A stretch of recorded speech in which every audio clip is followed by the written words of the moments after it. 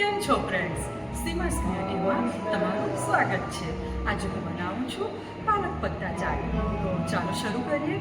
સામગ્રીમાં 12 થી 15 પાલકના પાન લો, બરોબર સાફ કરો અને ફ્રીજના ઠંડા પાણીમાં 5 મિનિટ માટે મૂકી દો.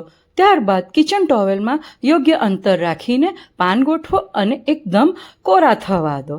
મેં અહીંયા 1 બાઉલ ચણાનો લોટ લીધો છે અને તે બ્રિજેસ કંપનીનો ચણાનો લોટ લીધો છે. આ લોટમાં કોઈ પણ બીજા લોટની ભેળસેળ થવી નથી અને પ્રિઝર્વેટિવનો ઉપયોગ કર્યો નથી. બ્રિજેસ ફ્લોર એક બ્રાન્ડ છે અને લેબોરેટરી ટેસ્ટેડ છે અને પ્યોર ચણાની દાળને જ ઘંટીમાં પીસીને લોટ તૈયાર કર્યો છે.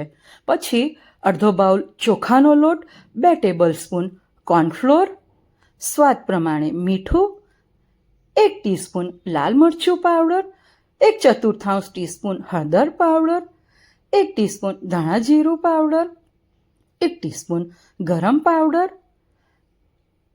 1 ટીસ્પૂન અજમો, ચપટી હિંગ, 1 ટીસ્પૂન આદુ અને લસણની પેસ્ટ, 1/4 ટીસ્પૂન ખાવાનો સોડા, કોથમીરની ચટણી, મોળું દહીં, ખાટી મીઠી ચટણી, ડુંગળી અને ટામેટાં સમારેલા, મોળી સેવ, ફુદીના સેવ, બાફીને સમારેલા બટાકા, ફણગાવેલા મગ, કોથમીર, દાડમના દાણા, લસણ, લીલું લસણ, ચાટ મસાલો, ગાજર અને બીટને જુલિયન કટ સમારીને લો.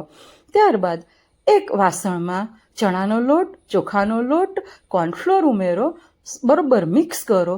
તેમાં મીઠું, મરચું, હળદર, ધાણા જીરું, ગરમ મસાલો, હિંગ, આદુ લસણની પેસ્ટ, હાથથી મસળીને અજમો અને ખાવાનો સોડા ઉમેરી બધા જ લોટ સાથે મસાલો મિક્સ કરી દો અને જરૂરી પાણી ઉમેરીને પોરિંગ કન્સિસ્ટન્સી જેટલું બેટર બનાવો.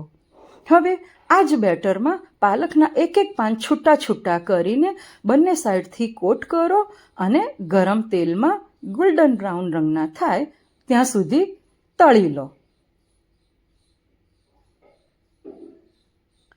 તળ્યા પછી સર્વિંગ ડીશમાં આ પાલકના આખા જ પાનને છૂટા છૂટા ગોઠવો અને તેની ઉપર હવે આપણે સર્વિંગ પ્રોસેસ કરીએ. મોળું દહીં, કોથમીરની ચટણી, ખાટી મીઠી ચટણી, ડુંગળી, ટામેટાં, લીલું લસણ, ફણગાવેલા મગ, દાડમના દાણા, બટાકાના ટુકડા, ફુદીના સેવ, મોળી સેવ અને ચાટ મસાલો તો ખરો જ, કોથમીરના પાન, ગાજર અને બીટ. હવે આપણે ફરીથી જ્યાં જ્યાં પણ પાલકના પાનમાં જગ્યા બાકી રહી હોય ત્યાં ફરીથી કોથમીરની ચટણી, દહીં અને ગળી ચટણી ઉમેરો. તૈયાર છે આપણો પાલક પત્તા ચાટ. આ ચાટને આપણે બીજી રીતે પણ સર્વ કરીશું.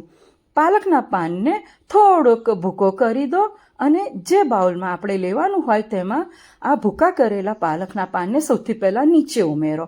તેની ઉપર દહીં, ગળી ચટણી, ખાટી મીઠી ચટણી, કોથમીરની ચટણી, ટામેટાં, ડુંગળી, લસણ, દાડમના દાણા, મોળી સેવ, ફુદીના સેવ, ફણગાવેલા મગ, બાફેલા બટાકાના ટુકડા, કોથમીર અને આમચૂર પાવડર ભભરાવો. ફરીથી થોડુંક મોળું દહીં ભભરાવો.